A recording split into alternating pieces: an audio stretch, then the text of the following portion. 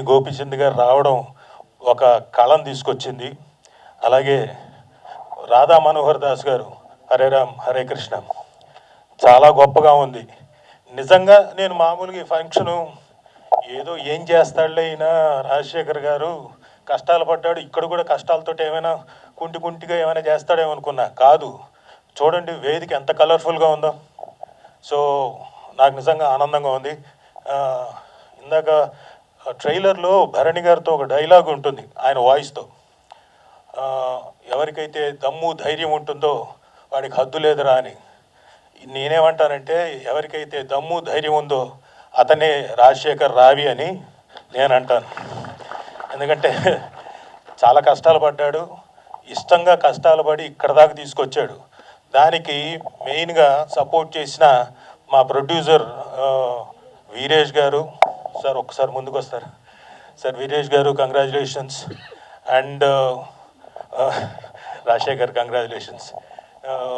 So Veeresh గారు, అలాగే మనోహర్ రావి గారు ఇంకో ప్రొడ్యూసరు, వీళ్ళందరూ వెనక నుంచి సపోర్ట్ ఇచ్చారు. ఇంకొక మెయిన్ సపోర్ట్ ఏంటంటే ఆల్మోస్ట్ నా ఫ్యామిలీ మెంబర్ టైపు. రండి సార్, మా జగన్ గారు, అనంతపూర్ జగన్ గారు, ఆయన కూడా ఈ సినిమాకి వెనక నుంచి బోల్డ్ సపోర్ట్ చేశారు. ఇంతమంది సపోర్ట్ ఉంటే మీ ముందుకి 21న చాలా ధైర్యంతో, చాలా హద్దు లేదురా అనుకుంటూ మీ ముందుకు వస్తున్నాం.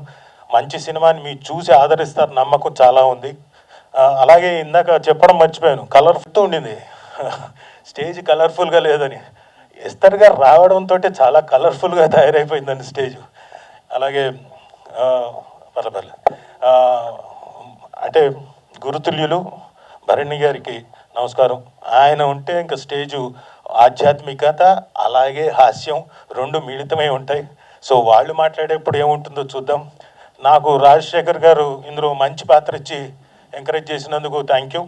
మళ్ళీ మీ సినిమాలో చేసే అవకాశం వస్తుంది అనుకుంటున్నాను. Thank you very much.